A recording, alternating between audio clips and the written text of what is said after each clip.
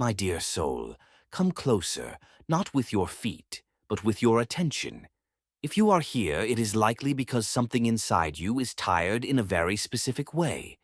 Not the tiredness of a long day, but the tiredness of trying.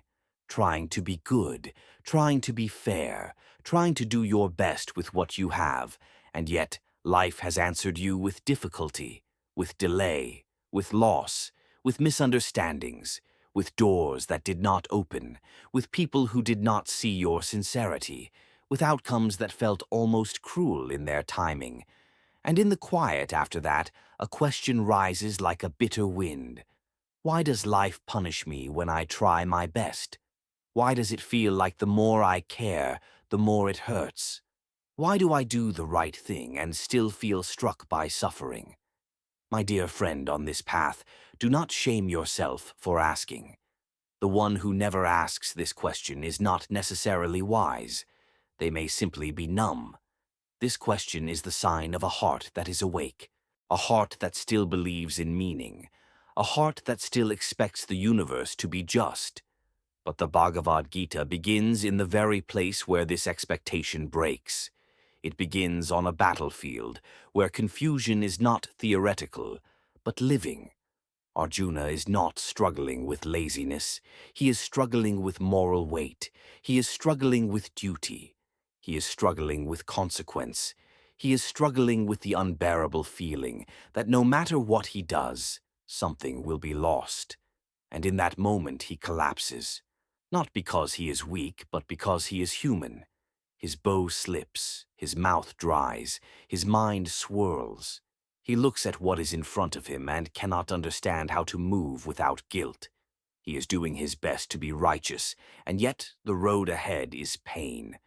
This is where Krishna speaks, not as a judge, not as a punisher, not as a distant deity counting your mistakes. Krishna speaks as the charioteer of consciousness itself, calm, steady, present, as if saying, "You are not alone in this confusion. You are not alone in this ache. You did not arrive here by accident. Every soul arrives when it is ready to listen. So let us begin softly before we try to explain anything. If life has punished you, perhaps it was not punishment.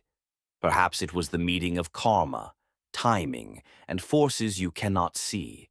Perhaps you were measuring reality through the lens of the mind's fairness, while life was your inner self has not been punished, the Atman has not been cursed, only the surface mind is shaking, trying to make sense of what cannot be controlled. So breathe, my dear soul, let the shoulders soften, let the jaw unclench, let the heart stop arguing with the moment for a few breaths. Because Krishna's wisdom does not enter a clenched mind, it enters a listening one. And in this first step, I want you to hear one thing clearly, like a bell in the dark. You are not being targeted by life. You are being shaped by life. Not as cruelty, but as transformation. Not as rejection, but as awakening. Not to break your spirit, but to loosen the illusion that your peace must be earned through perfect outcomes. Stay with me, O seeker. We are only beginning to open the Gita's lens on karma, on dharma, and on the freedom that comes when you stop interpreting every hardship as punishment and start seeing it as part of a deeper unfolding. Remain with this understanding a little longer.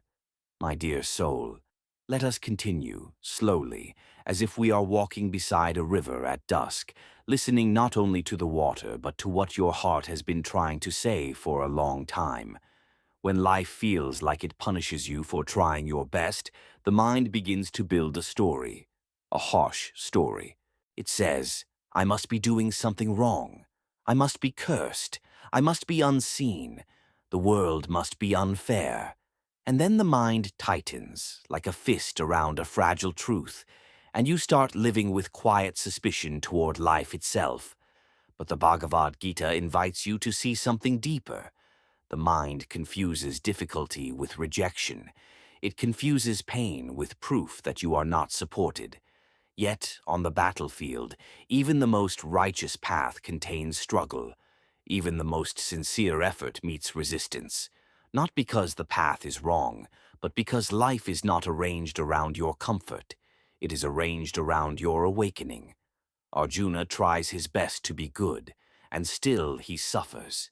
He tries his best to understand, and still he trembles.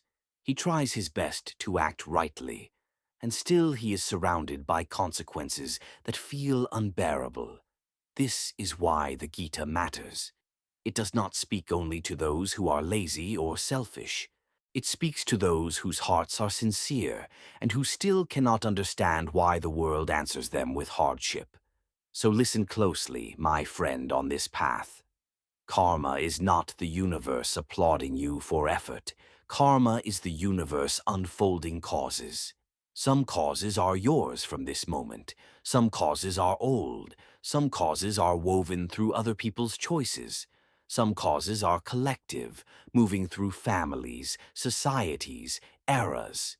And you stand in this web feeling one thread pull, and your mind tries to assign it a moral meaning. I am being punished. But karma is not always moral in the way the mind wants it to be.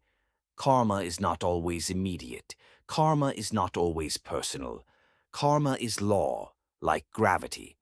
If a stone falls, the earth does not hate the stone. If a fire burns, the flame is not judging the hand. It is simply the nature of causes meeting effects that reveals how much of your worth you placed in the hands of others. The failure that breaks the pride that was quietly exhausting you. The mind says, "This is cruel." Krishna says, "This is transformation." The mind says, "This proves I am not enough." Krishna says, "This proves you were relying on what cannot last." The mind says, "Why is this happening to me?" Krishna says, "What is this shaping in you?"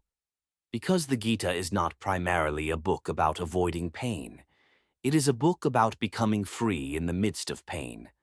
It is a book about discovering the Atman that is untouched, even while the surface life shakes. You may not see it yet, but your suffering has been trying to teach you where you are attached, where you are gripping, where you are depending, where you are bargaining. Because attachment is where karma binds you the most. Attachment makes you act from fear and hunger. Attachment makes you build your identity on outcomes. Attachment makes every hardship feel like a verdict. But when you begin to loosen attachment, the same hardship becomes something else. It becomes information. It becomes refinement. It becomes a place where you practice surrender. Surrender is not saying, "I like this." Surrender is saying, "I will meet this without losing myself."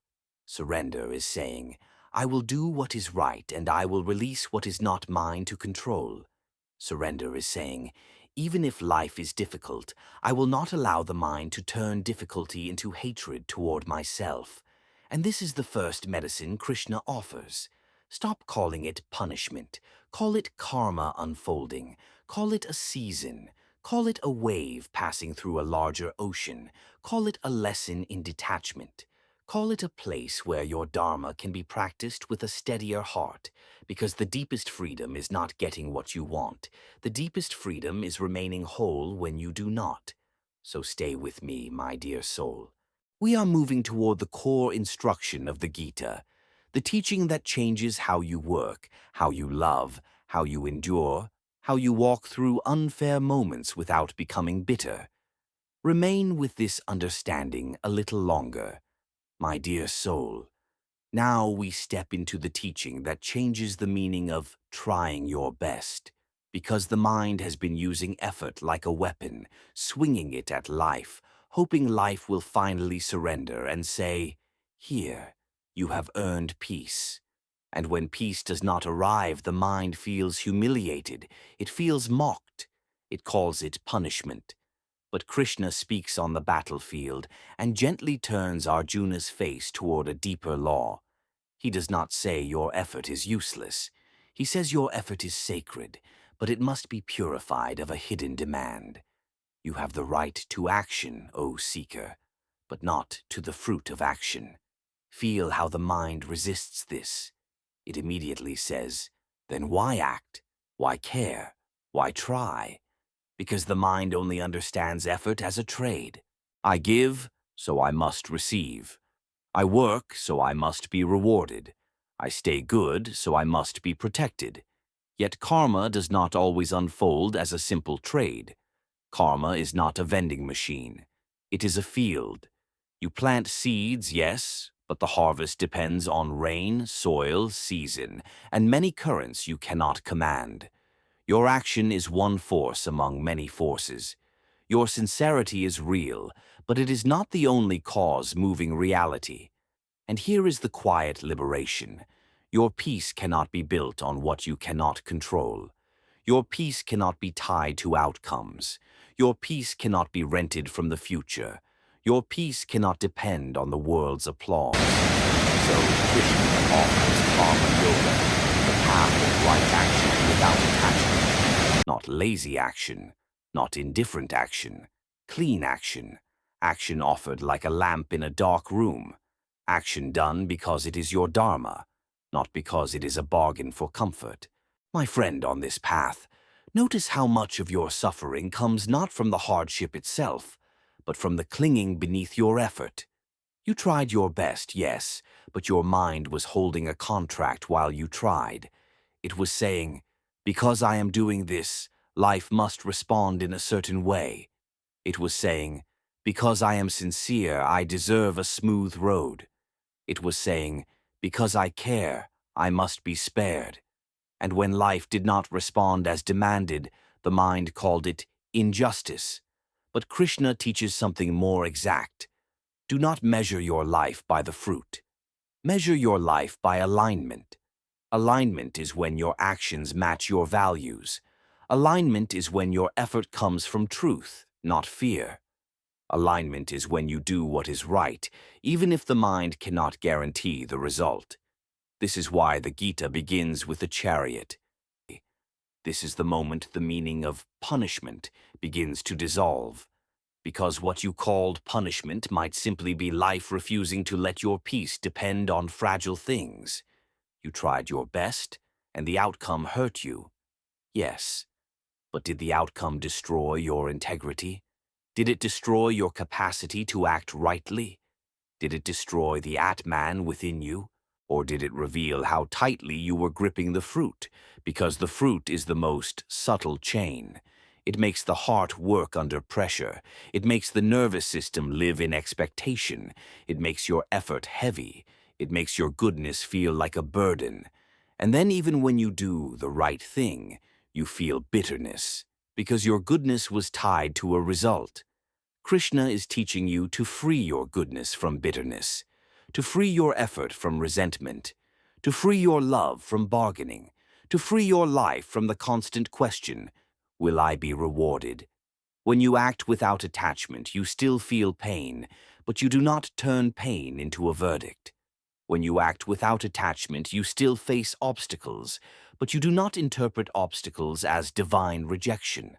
When you act without attachment, you still endure unfairness, but you do not lose yourself inside it. This is not coldness. This is strength. The mind says, if I let go of outcomes, I will stop caring. Krishna says, if you let go of outcomes, you will finally care purely. Because pure care does not demand repayment. Pure care does not collapse when life is difficult. Pure care is stable, like a flame protected from wind. So let this become precise yet vast. It includes what you did yesterday and what was done long before you arrived. It includes your choices, but also the choices of others. It includes your intention, but also the structure of the moment you are living in. Sometimes you are planting seeds in a season where nothing sprouts immediately, and the mind, impatient, calls the soil cruel. Yet Krishna would say, do not mistake delay for rejection. Do not mistake difficulty for punishment. Do not mistake a closed door for the end. Because the hidden gift inside unfair outcomes is this: they expose attachment. They expose where you were gripping. They expose where you were building your peace on what can be taken. Look closely, my dear soul. If you try your best and still suffer, what rises first inside you? Is it sorrow, pure and human? Or is it bitterness, the mind saying, "After all I did, this should not happen"? That bitter voice is the evidence of attachment. It is not evil. It is simply the mind's contract speaking. It is the ego's hidden ledger. I gave this, so life owes me that. And when life does not pay, the mind feels cheated. But Krishna's teaching dissolves the ledger. He does not take away your right to feel pain. He takes away the belief that pain proves you are unseen, because the Atman is never unseen. The Atman is never unloved. The Atman is never punished. Only the surface identity feels punished, because it believed life was supposed to confirm it through outcomes. This is Maya, the illusion that your inner value depends on external results. Maya is the dream that says, if the world goes my way, then I am safe. If the world goes against me, then I am cursed. Maya turns karma into a personal drama, and then every hardship becomes an insult. But in truth, hardship is often refinement. Hardship is often the fire that burns away false dependence. Hardship is often the chisel that shapes steadiness. Hardship is often the moment the divine removes what you were using as a substitute for faith. The mind says, "This is unfair." Krishna says, "This is purification." Not because you are dirty, my friend, but because attachment is heavy, because attachment makes love anxious, because attachment makes effort exhausting, because attachment turns life into a constant trial where you must win to feel worthy. So Krishna teaches detachment as a mercy. Detachment means you stop asking outcomes to prove your worth. Detachment means you stop demanding that life behave like a reward system. Detachment means you stop gripping what is temporary as if it must become permanent. And yes, the mind fears detachment. It says, "If I detach, I will become empty."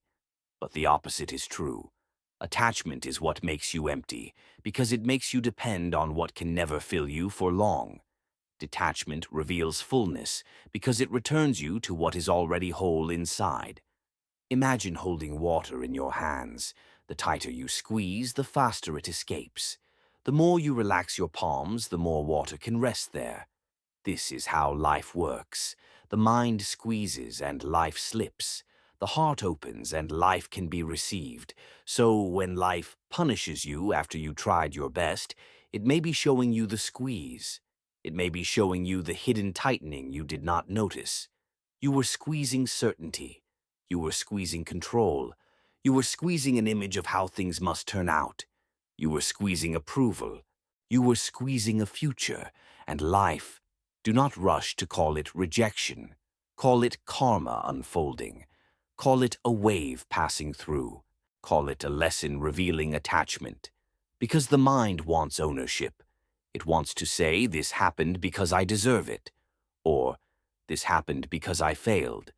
But Krishna shows you that reality is larger than the ego's story.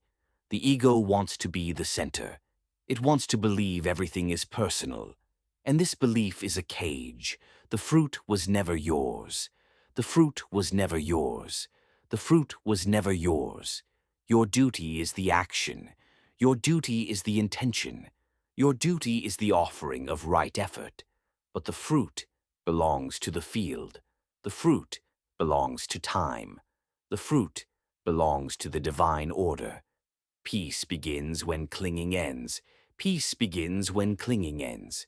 Peace begins when clinging ends. And now, my dear soul, feel the place where you cling the most. It is subtle. It hides behind noble words like, "I just wanted to do the right thing." But underneath, there may be a demand. Because I did the right thing, I should not suffer. This demand is what turns pain into bitterness. This demand is what makes you feel punished. So Krishna invites you to release the demand. Release the demand that life must reward you quickly. Release the demand that life must protect you from all loss. Release the demand that sincerity guarantees comfort.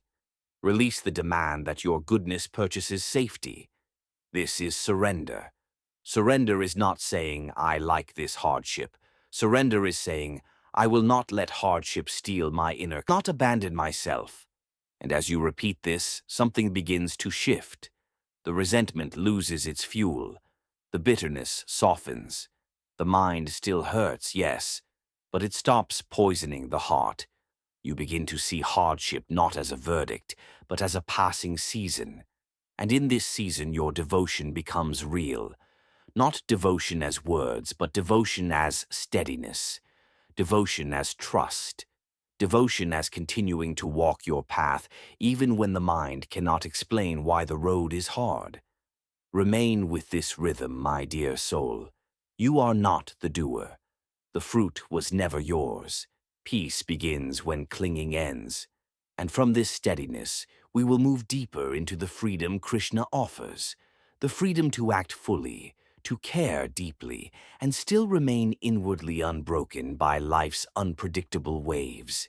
My dear soul, let us continue, and let the teaching move from the battlefield of ideas into the battlefield. Mind takes these moments and says, this is proof that goodness is useless.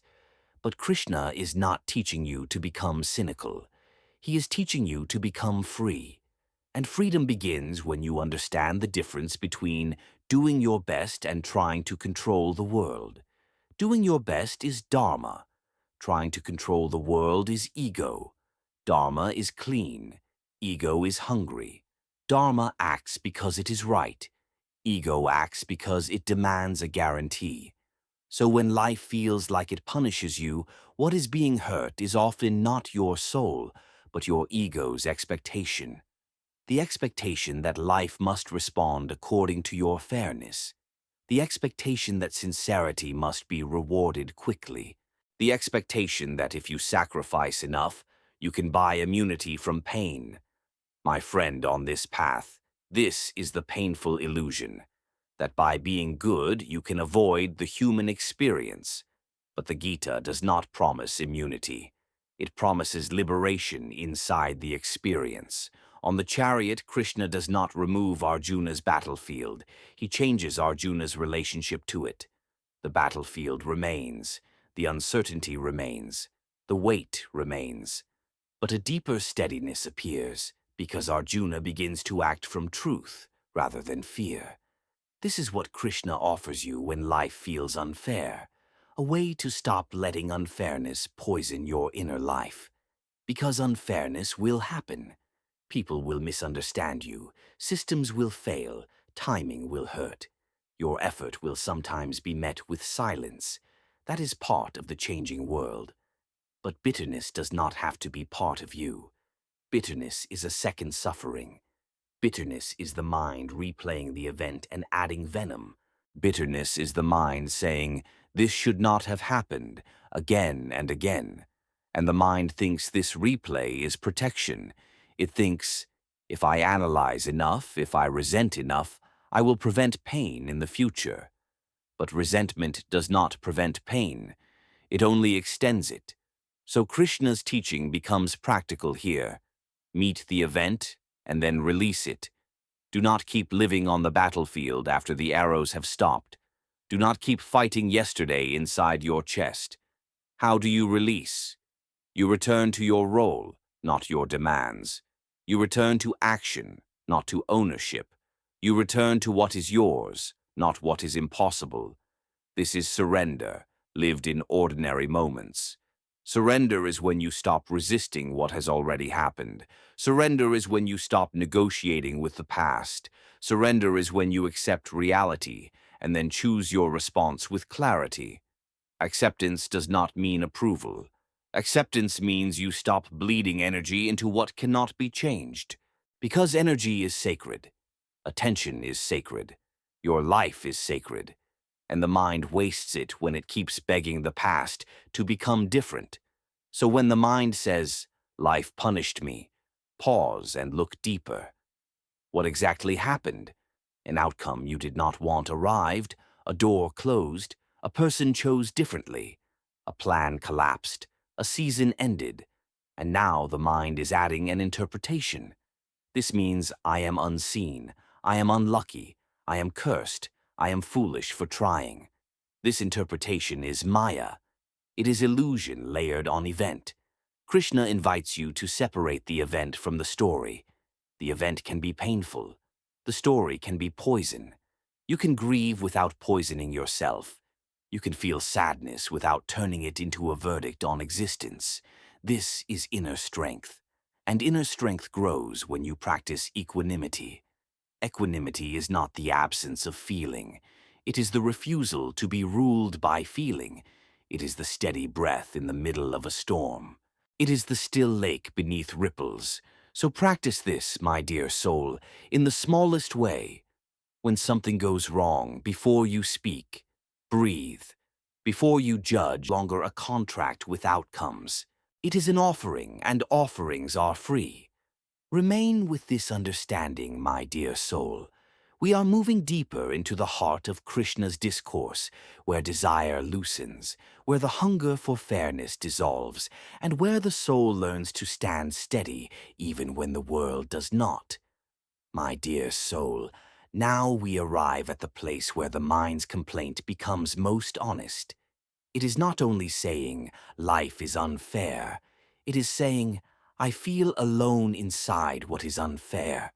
Because when hardship follows your best effort, you do not only lose an outcome, you lose trust.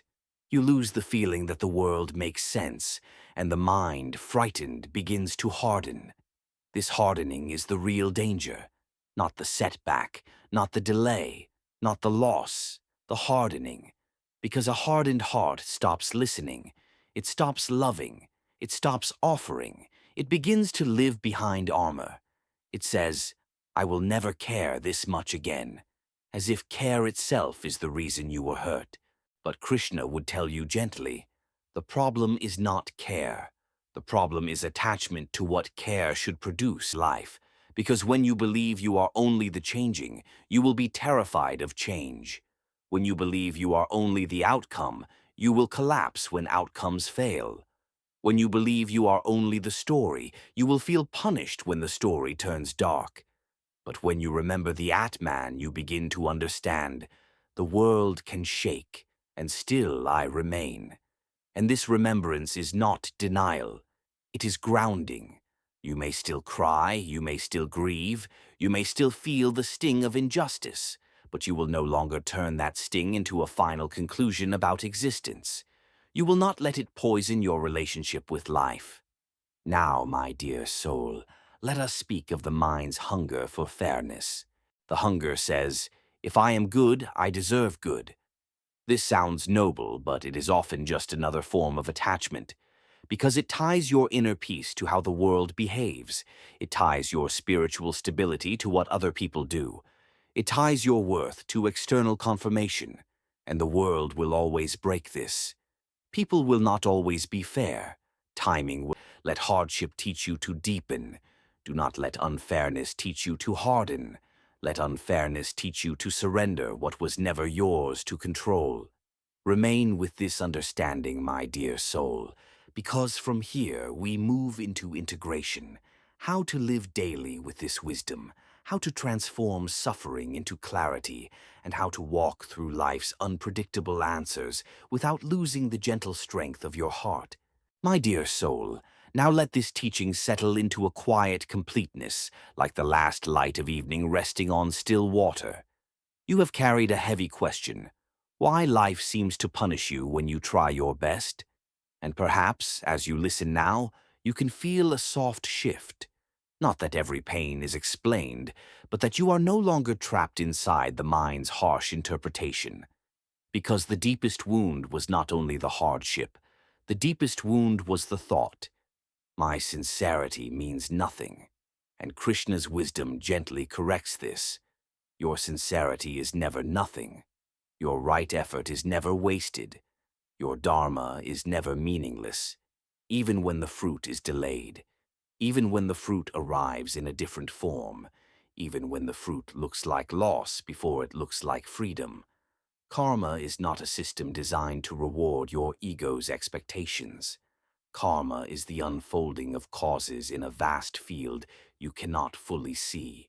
And when you accept this, You stop calling life a punisher and begin to see life as a teacher. Not a teacher that is always gentle, but a teacher that is always precise. And the precision is this: life will repeatedly show you where you are attached, because attachment is where you suffer the most. Life will show you where you are bargaining, because bargaining makes you bitter. Life will show you where you are clinging to fairness as a condition for peace, because peace cannot survive inside conditions. So the wisdom becomes practical, my friend, on this path. When life answers your best with difficulty, do not conclude that you are unseen. Do not conclude that you are cursed. Do not conclude that goodness is foolish. Instead, return to the simple truth. The outcome is not a verdict on your worth. The outcome is not a verdict on your soul. The outcome is a wave in the field of karma, and you are the ocean beneath the wave. So how do you live this daily without turning it into another task for the mind? You live it through small returns. When you feel the sting of unfairness, pause before the mind builds its story. Breathe once, slowly, as if you are giving the nervous system permission to soften. Then separate the event from the interpretation. The event may hurt, but the interpretation is optional. The mind will want to say, "This proves I should stop trying." Instead, let your inner voice say, "This proves I must act with clean hands and release the fruit." Because clean hands are your power. Clean hands mean you do not poison yourself with resentment. Clean hands mean you do not betray your own dharma out of bitterness.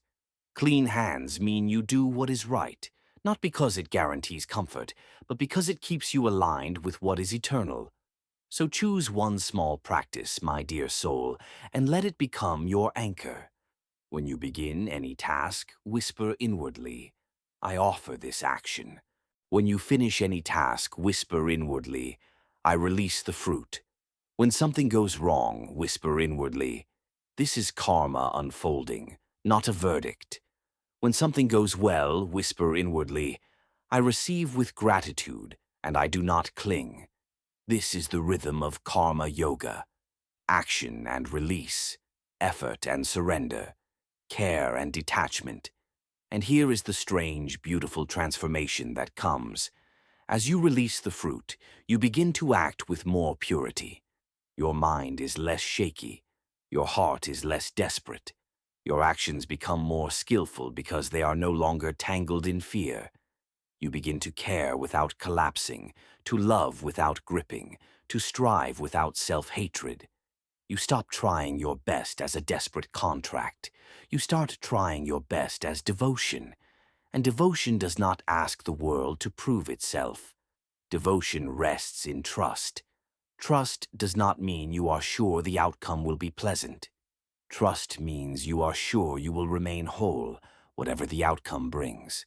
This is where the Atman becomes real to you, not as a concept, but as a living refuge. When you are praised or blamed, the Atman remains. When you gain or lose, the Atman remains.